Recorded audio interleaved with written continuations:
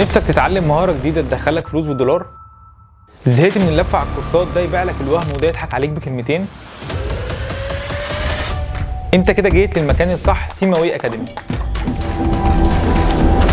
خليني اقول لك في الاول ان المونتاج هو مش شويه فيديوهات بتحطها جنب بعض، لا، المونتير هو المخرج التاني لاي عمل، هو اللي بيضيف اللمسات السحريه اللي بتجذب المشاهد. وببساطه شديده معانا هتتعلم كل حاجه خاصه بمجال المونتاج.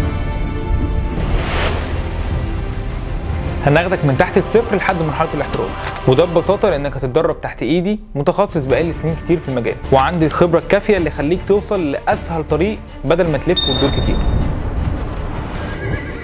وكمان هتقدر تتعلم ازاي تجيب اول عميل ليك وتعمل دخل ثابت بالدولار.